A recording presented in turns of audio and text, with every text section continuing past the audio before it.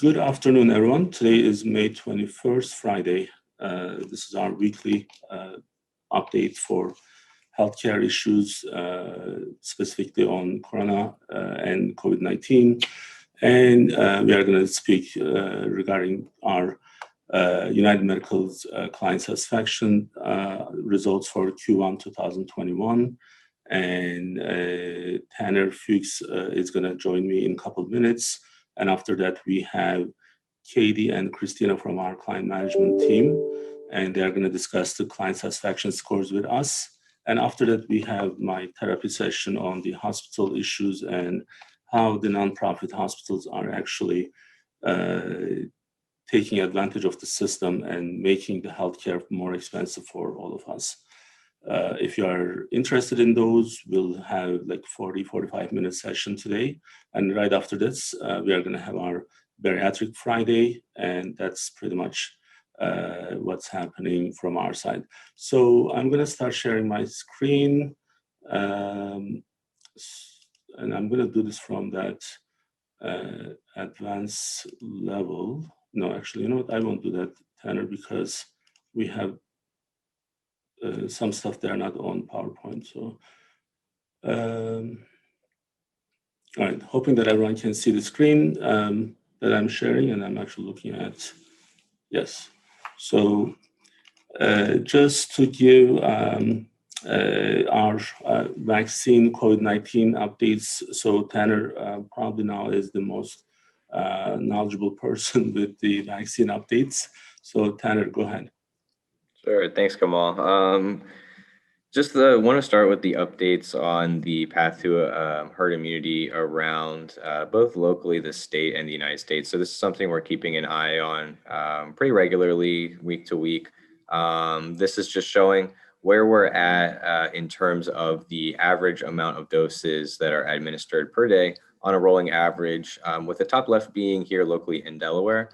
And then our other graph here showing the national average. So right now, when it comes to the path to herd immunity, Delaware is actually back on pace with the country average as a whole at 4 months to 75% coverage. So what that looks like in Delaware is roughly a little over 4,000 doses of vaccine being administered on a daily basis. And that, like I mentioned, will take us about 4 months to get to 75% of the population. So the national average is also roughly right around that 4 months to 75%, just under 2 million doses per day. So we'll get to an interesting point here in a little bit about what that means for us at this rate, just under 2 million, especially because we know, we can see here, we're starting to really bottom out of this dip, and hopefully we won't really fall too much underneath this mark, because it's going to be important going forward to get to that herd immunity level of right around 75%. All right. So this is something else that's pretty interesting to keep an eye on. And this is the amount of, or the percent of the population that is vaccinated here in the United States, covering about 43.5% of the population has had their dose of the COVID vaccine. So that mark of 75%, that herd immunity mark, is our top percent there on the y-axis, and we're coming up here on about 50% of the population, which is exciting. That's a good milestone to hit. And then this is just against the rolling average of percent positive, or people that are still testing positive, new cases per million, right? So that means people who are still testing positive for COVID-19. We're starting to track, and we have been for a while, seeing that as vaccine administration has increased and more people are getting vaccinated, then we are actually seeing that reflected in a decrease in the new cases per million, which is continuing to decrease. And we kind of course, expected this, as that was the goal. More and more people that are able to get vaccinated as we keep talking about herd immunity. Now, herd immunity is the idea of having enough people vaccinated to where we can safely move around in public without some of these social distancing measures, mask measures, things like that, and be comfortable and safe enough to have transmission of the virus reduced to lower levels to where you're going to be safe to go out in public. So this is good, good news to keep seeing as of course, the more population gets vaccinated, we're seeing less and less cases which is exactly what we were hoping for. So that's good news. Yeah, one of the things that's coming up, Tanner, is the 4th of July and then all the holidays. Right. We experienced some crazy numbers like a couple weeks after that. So what can you tell us about the 4th of July coming up? Yeah, that's a really interesting point. Even before that, we have Memorial Day weekend coming up. And as you mentioned previously, with some of the holidays such as Thanksgiving, Christmas, even as recently as with the spring break and last spring break, even around those times, we were seeing these surges in COVID cases a few weeks later, right? So after the period in which onset of symptoms come up and people start to get tested, and then we know that that's usually in anywhere in between that 5 to 14 day mark or time frame for the vaccine to actually start to display itself in some sort of symptom. And that's when we were starting to see these surges in new people testing positive. So kind of similarly, as I was mentioning with the herd immunity, why it's important to make sure that we're still getting and keeping up with the rate at which we are, if not a little bit more, vaccines administered on the daily average is we're starting to hear now, as you can see here, recently Dr. Fauci said in an interview that if about 70%, which is a little under that mark of 75 that we keep discussing, but if 70% of adults can get at least one shot of the vaccine by the 4th of July or around that time frame, we would then see or avoid a surge in new cases after the holiday season. So after those large gatherings, after, a lot of people are going to be out in public, going to restaurants now, getting together, friends and family. So if just 70% could get to one dose of the vaccine by then, he's saying that we could minimize the risk of running into another one of those surges. And he's pretty confident in it. He's saying that almost incredibly quite low of a chance that we wouldn't see that happen.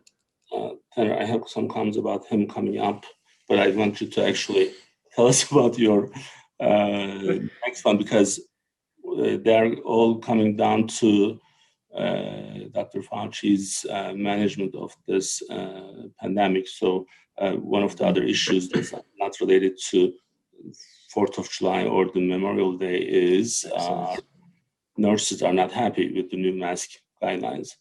They are not. So what we're seeing here, and we brought this up, I believe it was last week first, that the CDC had announced recommendations to relax both the mask guidance as well as some social distancing measures while out in public for vaccinated Americans. So what we're seeing here is some of the response coming back now from the public and some, in this case, the National Nurses Union, which is the largest union in the country representing nurses, and they're pretty much saying that this is a bad decision.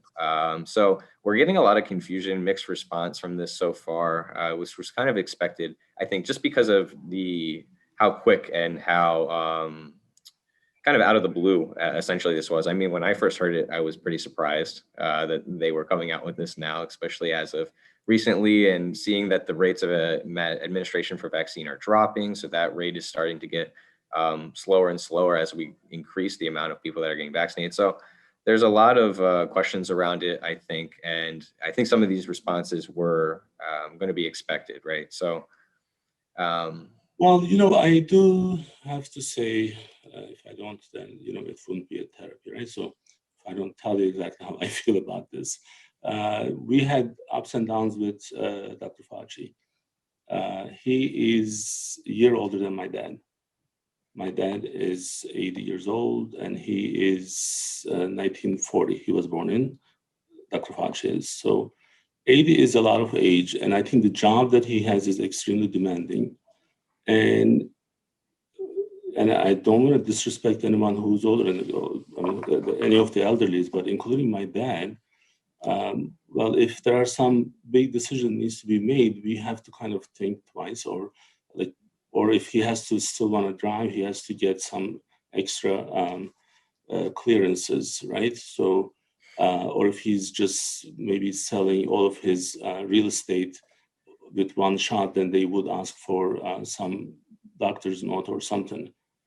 I think Dr. Fujin needs to step down, because with the nurses outraged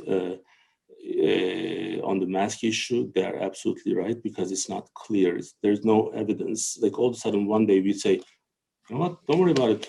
Mask is not really needed. That's, we, as you know, we support this, these decisions as much as possible. We were the first one who pushed the vaccination process. We did, our physicians did videos for vaccination so that more people would trust the vaccine. But this mask issue, I have mixed feelings. And I'm going to say with our nurses of this country, and I think because they are also putting a bigger fight out there on the field, on the floor, in the field, on the floor, I think they do have a really good point here, which again, between the old administration and the new administration, I think Fauci is just going back and forth. He doesn't need this job, just step down. I mean, some other 60-year-old would take it and do it for another 20 years. I mean, these jobs require a lot of number of hours and good focus for these types of issues. How can you really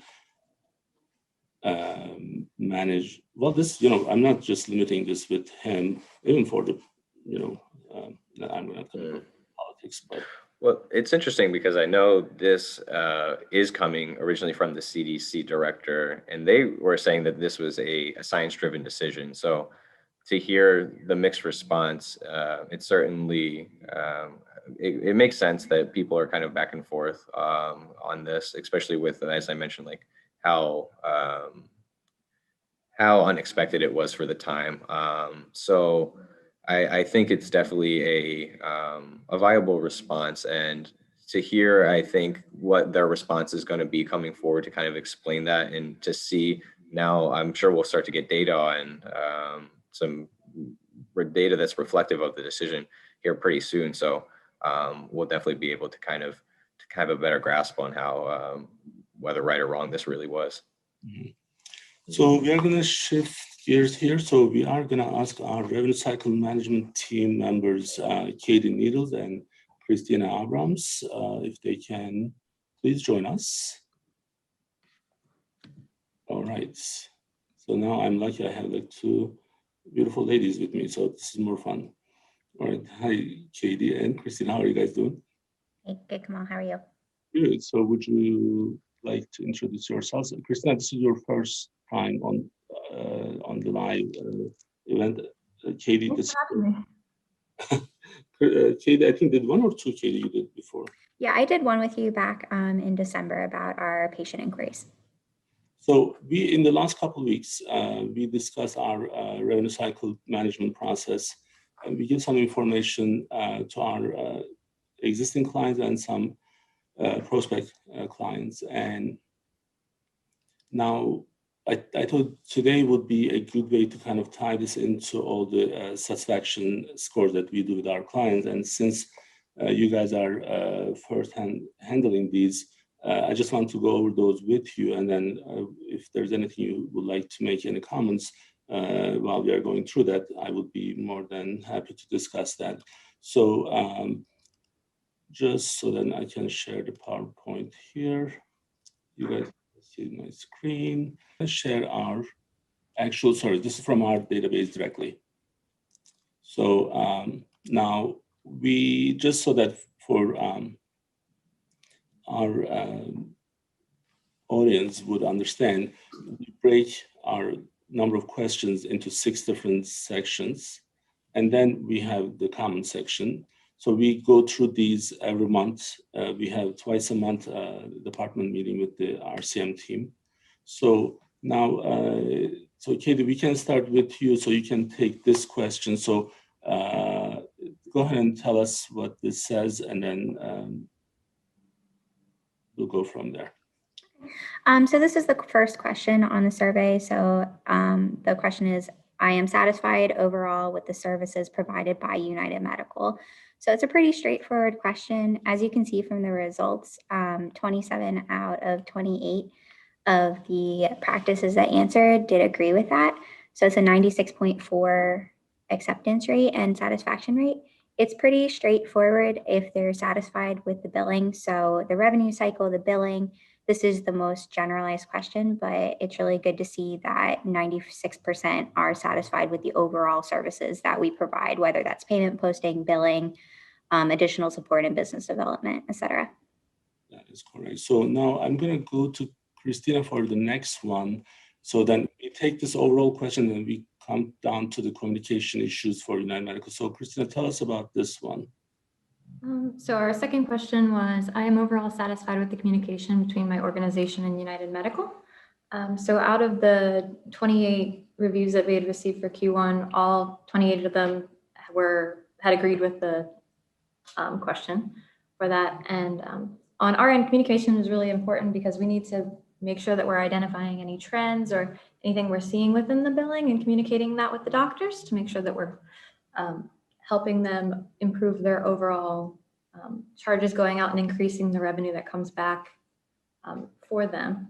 Additionally, in regards to communication, we have been doing our sessions, i.e. like this one now, and the sessions that we've been doing with the ACO to make sure that our providers are aware of all the different updates that we have right now, even like through the pandemic, as well as the regular updates that we have on a monthly basis to make sure that everybody's on the same page and that we're meeting the metrics that we need to make sure we're properly taking care of our patients in the ACO. And I think one of the most important thing in communication is not just communicating, but timely communication and the standard communication. And I think one of the things that we were able to master with our clients and internally in United Medical is we have the communication culture by utilizing our database and being accountable and responsible for what we have. And I do believe that as head of this organization, I don't feel like we have any issues on the communication side. And I do know that every time I have client meetings, client feedbacks, that's showing us, which right now that's at 100%. So, well, I'm gonna go to Katie. And so we have our third segment of this survey is KPI metrics. So, Katie, what's going on here? Sure. So the question was, my monthly KPI metrics are reviewed with a member of my organization and any concerning matters are discussed. So KPI is key performance indicators. And a big part of what Christina and Taryn and I and the entire revenue cycle team does is analyze the charges, the payments, the entire revenue cycle. So what this question is asking is, do the clients and do the practices feel that we are reviewing those key performance indicators and the metrics with them on a monthly basis? And as you can see, all 28 responses are affirmative. Exactly. Yeah. Thank you. And then Christina, if you can please cover the fourth one. So our fourth question was, the United Medical manager assigned to my account is trained and knowledgeable of the solution industry and is meeting my needs. For this question, 27 out of 28 had agreed on this. As a team, we have a very strong support system here at United Medical. So when we go and we're talking with our clients, if there's any questions that we have on our end, we make sure that we're able to solve that with the support system that we have here. If there are any questions that we need. And we do our best to make sure that we are knowledgeable with all of the current LCD policies that might be out there, any updates in regards to any of the ICD-10, et cetera. We also do MGMA certification as well. So we do take pride in that we try to meet all of those needs. I was just going to talk about that, so that part of the issue with the standard way of providing the information and understanding the system and the issues in healthcare, certification is almost required, and you are going through that right now. I know with the MGMA partnership that we have with MGMA, so that is standardizing. But you are going through your process this year, right? Yes. Katie got hers last year. She's already certified, and the way that that works, because there are different modules of what we do. So right now, Katie and Christina, they are on the RCM, revenue cycle management part of the healthcare practice. medical practice. But then MGMA looks at that practice as one whole, and in that whole is HR, accounting, risk, and then RCM related ones, and what's the fifth one? I can the PCMH, like the patient population health, which is now a new module for MGMA. So it helps us to have that standard structured training in a way that we can get. But I know that our team, they're all going through that, and that's helpful. Anything, Christina, you wanted to add to that, or Katie? I think you hit the nail on the head there on that one. You know, we're doing the best that we can to make sure that we're constantly staying up to date with any updates that are there, and making sure that we can improve on our own personal level, our knowledge in regards to the field, to make sure that we're better able to communicate and help our clients. Next question is that these are again standard questions. So we have it's around achieving the outcomes. So Katie, if you would like to cover this one. So my expectations are being met by United Medical, and my organization is achieving the outcomes and results that support our strategic goals. So just how we have goals in our own revenue cycle with the days in AR and looking at MGMA standards, we obviously want to support the client's goals as well, whether they are looking at specific risk scores for their clients, or we're just looking at making sure that their days in AR and their revenue cycle is up to a certain standard. We do try to work in our own goals and with their goals as well. So as you guys can see, out of 28, we did have 27 that agreed with that as well. So we're happy to see that we are helping our clients to meet their goals. Excellent. So our last one is, actually this is one thing that we need to fix is, I was actually trying to update them right before the session. That's why they're not in the PowerPoint. So one of the filters is off, and that is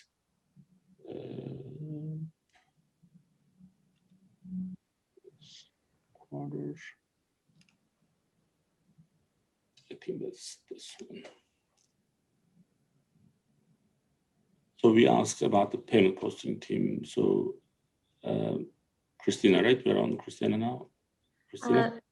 Yeah, so this question is pretty self-explanatory with it. Are you satisfied with the services provided by your payment posting team? So our team strives to make sure that everything that we get in, we post within a timely fashion to make sure that, you know, we're not going over in regards to the days, in regards to the months, so that make sure everything that we receive during the month gets posted properly within that month, so that we're not missing out on any revenue in our end of month reports for the clients. So we want to make sure that we stay on top of that.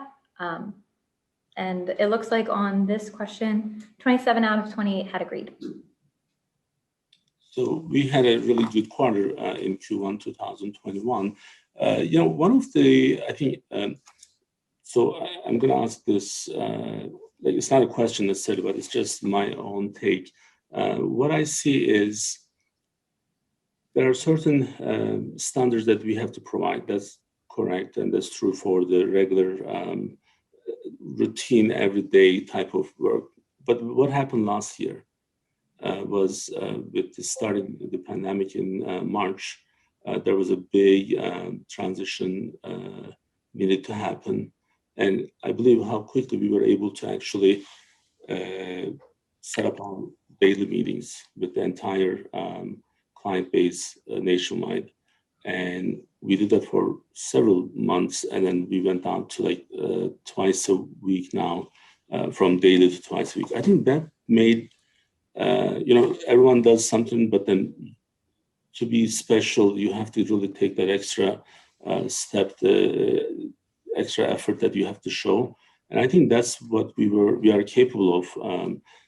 Of course, I'm going to be biased because this is our company, but this is not something that I do by myself. I think we do it with the team, and that's why you guys are here with me. And I have a feeling that our satisfaction scores are better this year, even I think it's improved slightly because of the pandemic. Would you agree to that, or? I would agree. I think that, right off the bat, when this all started, you right away immediately had went and set up these meetings for the ACO. So everybody was on the same page for it.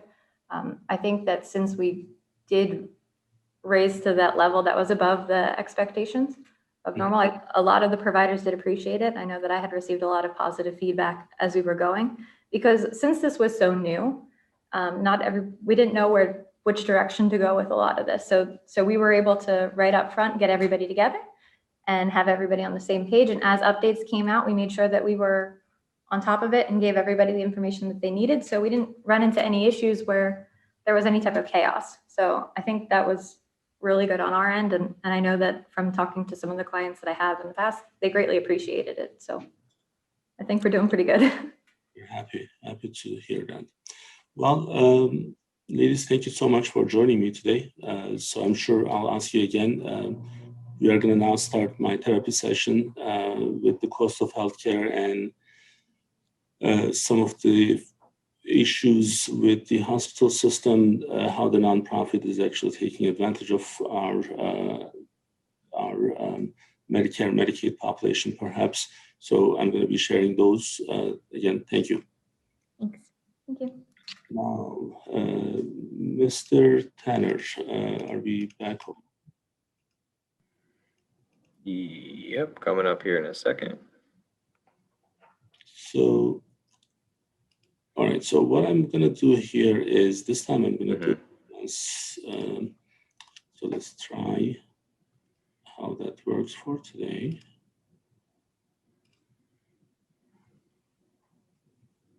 Okay, so just to get to the same on this side. So this is us learning new stuff, right, Tanner? So still working out the kinks. There we go. So I mean, we discussed the issues with the emergency department utilization, and then all these. It's been up on this presentation the last couple weeks. So there is a nonprofit organization called Delaware Healthcare Association. So this one is interestingly, they had an opinion on this new bill that was introduced. So Tanner, you studied that with me. This is the SB 227, right? Yeah, and I apologize. I wanted to put up the actual title of the bill just in case if anyone was obviously unfamiliar. Huh? I'm sorry, go ahead. Hear me okay? Yeah. Sorry. I just wanted to let everyone know that this bill that we are referring to is actually the primary care collaborative reform, which is something that we've discussed for a handful of different sessions. And it was actually topics of discussion that we had with Senator Townsend, Representative Bentz, some of the healthcare or the public leaders that have some influence in the healthcare legislation. So that's what this is referring to. And that is a reform that is looking at how the healthcare committees in the state and some of the other committees who are making legislative decisions in regards to healthcare, particularly primary care in the state of Delaware, how those committees are actually formed, how they behave, and who is represented in these committees. So that's what this SB 227 is. The biggest problem that we have here, Tanner, is this organization it's almost like a lobbyist for the hospitals.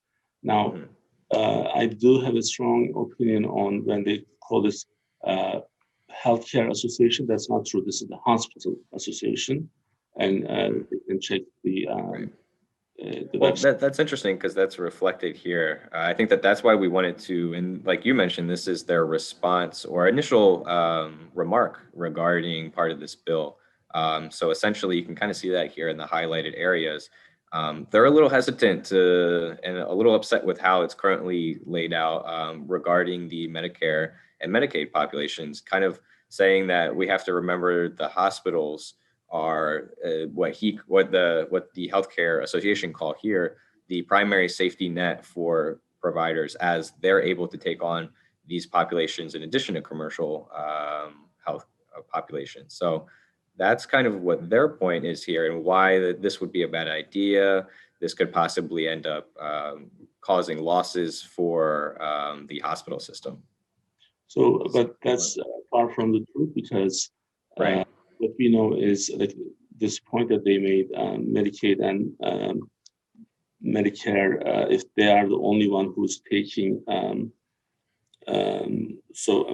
Anthony is texting me saying that they are the hospital lobby, and then that's what I believe what I said. And Right.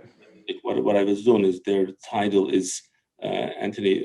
What I see here, like Delaware Healthcare Association, should be renamed as Delaware Hospital Association, because we don't want this to be the opinion of the medical society of us, like medical practices, and it's not. This is a hospital-funded program or organization. But our biggest problem that we had here is they're highlighting the nonprofit, and they're highlighting, oh, this is hospitals are the only one that takes Medicare, Medicaid. That is bullshit.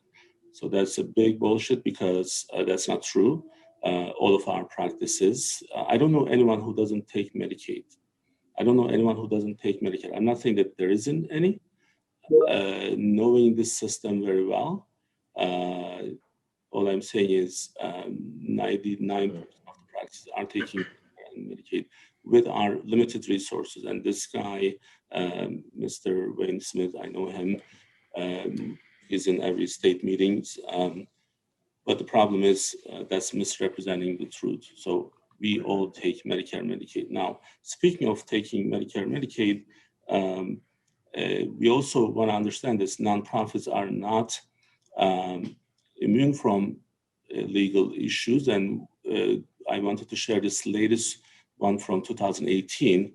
Many people, unfortunately these days, people don't read, but Christiana Hospital agreed to pay $3.3 million for state and federal charges for the Medicare and Medicaid fraud.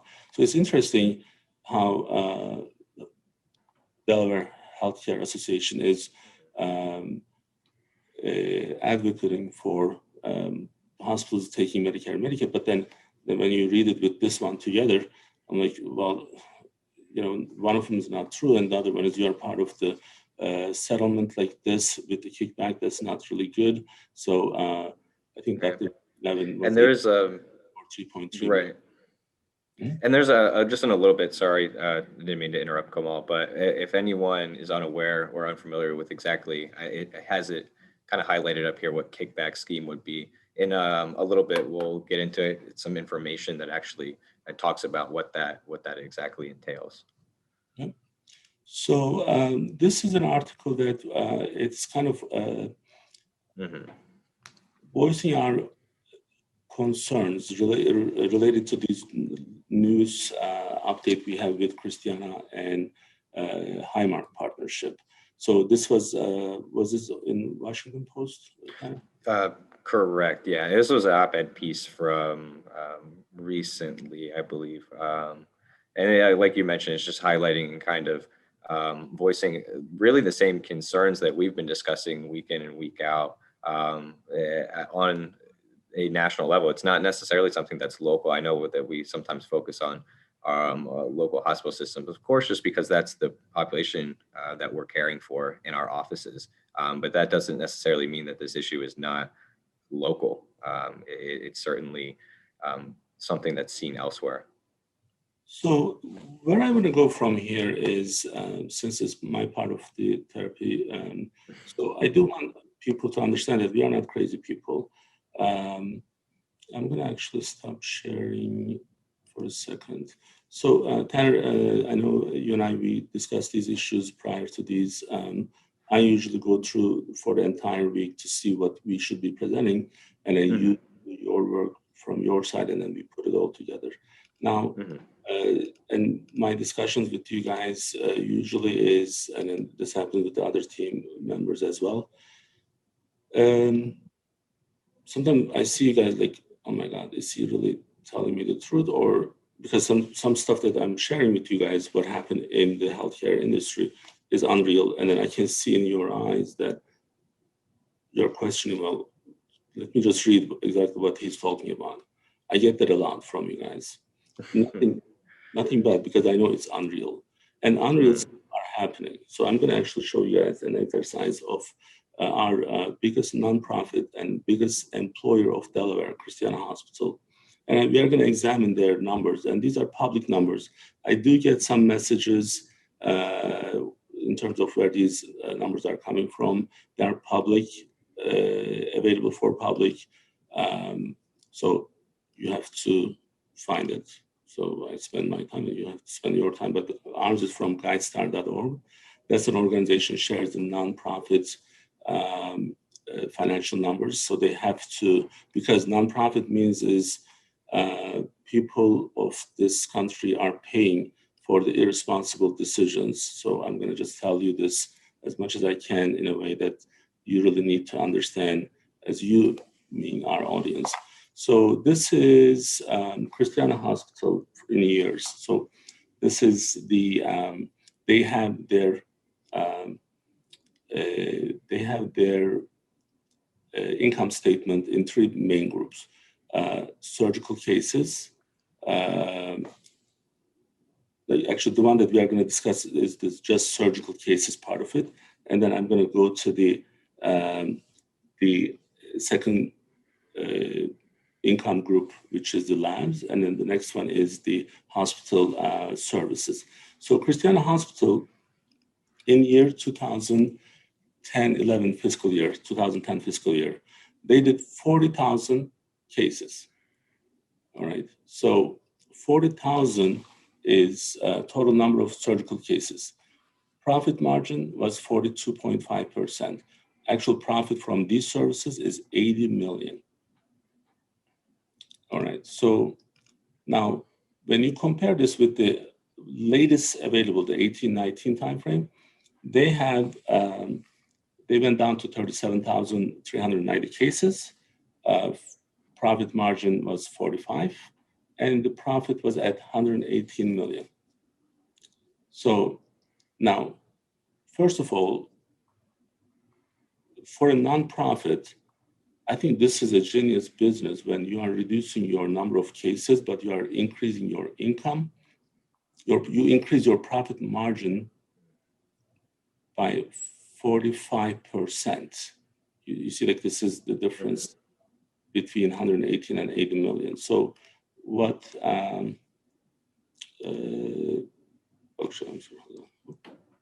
so when the numbers went down on the 7%, so you are able to increase your profit margin to this level, which is pretty business genius. Like, I think Dr. Nevin is the new Elon Musk.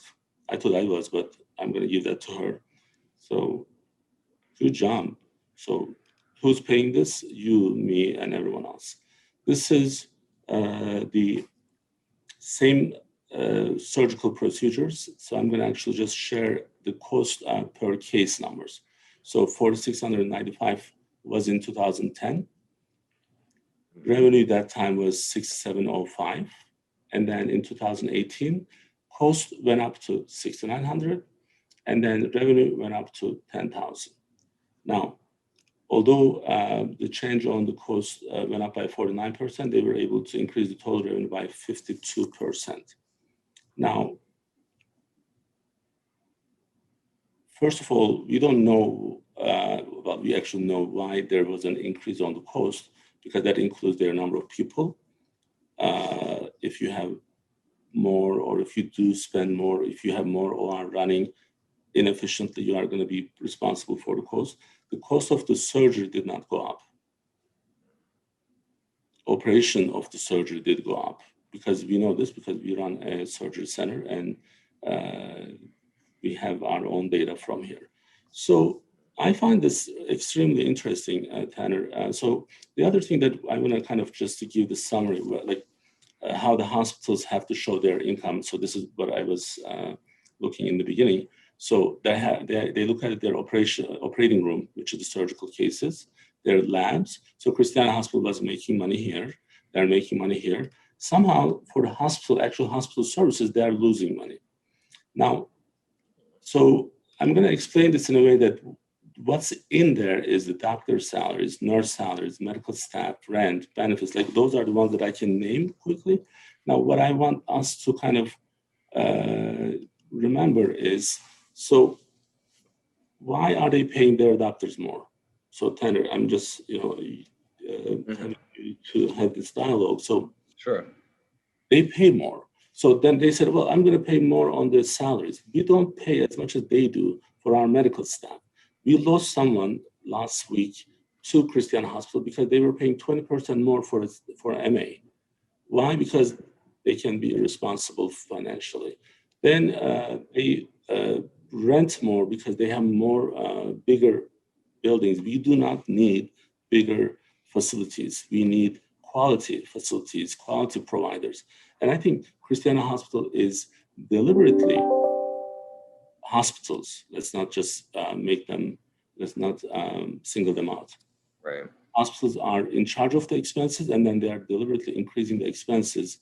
Now, where these numbers are coming from, many people are questioning or asking questions. So I didn't want to make it too complicated, but some really crazy changes are happening on their tax returns. And then I keep track of what Christiana Hospital does because they have done so much harm to us, and then we used to have so many contracts with them. So I want these things to be known by public. So these are the actual yearly numbers. So Tanner, it was, I don't know if it was you or Christian yesterday when I was actually updating the numbers. So it was you, right? When we looked at the, I think it may have been Christian. I didn't have a chance to take a look at any of these yesterday. Right. So I don't know if you guys are able to see these numbers, but I'm going to zoom in a little bit. Yeah, if you can zoom just a little bit. All right. So all of a sudden, like this number of staff that's used for the operating room, it went from 285 to 610. And then we have to double check a couple times because what we have seen from 17 to 18, the nurses who were utilized in the hospital care, professional care, went from 3,600 to 2,600. I think they swapped some people from here to there to show their profit margin increase a little bit less. That's my suspicion. I have no reason to believe that this is an honest mistake because they knew that it was going to increase, because that's about 70,000 times the difference between the two. That's about 22 million additional profit that would have been here. And I don't think they want this number to be shown here as like they're making 67% profit, as like they're doing here like 100 to 90 to 70%. So wherever they lose money, they actually make that in the other sections. And then this is right. So this was what we were looking at yesterday, Kamal. I apologize, I do remember. So just to your point there, then that first block is actually the surgical cases, and followed by those labs, lab testing, and then the bottom is actually the patient care in the hospital setting. Exactly. Correct. And yeah. What I did last night, I said, you know what? Let's look at 2010 to 2015, where Dr. Nevin came in charge, to 2018, because she was able to increase her salary by 34%. So I thought maybe she did really excellent something. It's like something happened. And then during that time, in 4 years, the only thing that increased is our healthcare cost. So the cost went up by 269 million. Revenue went up by 236 million. So the profit in total, their profit reduced to 33 million from these operations. Now, I can't help but think about like, what did you do to deserve a 34% increase? Because this is a CEO job, it's pretty, settled in a way that, like, it's not a new job. Like, I'm sure in 4 years you are going to make 60, 70, 80% more, Tanner, hopefully. But when you're a CEO, from 1 year to the next, unless you do something, it's not increasing at that level. When Right. not that Stays you get kinda capped. nonprofit, so and then healthcare and Medicare and Medicaid money, I can tell that my income, Dr. Nevin, in the last 4 years did not increase by 34%, and I do more, like more in a way that I do more work now than 4 years ago. What your organization, how did your organization actually reward you for this 34% public money? While you also paid, if you remember, Tanner, during that time, they pay for their former CEO 3.3 million after he left. 4 years time, like in the 4 year time duration, they paid 3.4 million for the former CEO. That sounds right. Yeah. Salary. So Chris Coons, Tom Carper, John Carney, our Attorney General, our Insurance Commissioner. I need you to do what I'm doing. I just look at these numbers and then look at it a little bit carefully, because the expenses that we are trying to come up with, the way to fix these expenses and reduce costs, reduce healthcare costs, is not happening because hospitals are not willing to make sacrifices. So they still make big profit margins. They still pay a lot for their CEOs. They still increase their CEOs' total compensations. And who pays for these? Us, patients, Right. Medicare patients. My Care patients. 18-year-old patient who doesn't have secondary insurance and she has to get a second job, part-time job, is paying for the increases in inefficiencies in healthcare system. So I'm really making this a public announcement to all of them to look into this. Now you are going to have this partnership with Highmark, which is the biggest insurance company. Then who's going to control all this? So we have our other session starting in 6 minutes. Yep. And I have to get out of my therapy and then be the chairman of the surgery center. So then our patients don't see why I'm upset from one to the next. So I'm going to share more information with you guys next week. And every week, if 10 people learn what we are doing and what the issues we are dealing with, that's going to make us happy. Now, on our United Medical YouTube channel, we created certain short videos for our patients, how quickly they can actually use the portal and make an appointment, make a refill request and all that. There are small, short videos, and I think they're extremely useful. And Tanner, I know you were part of that with our marketing team, and thank you guys for doing that. And we'll be back next week, same time.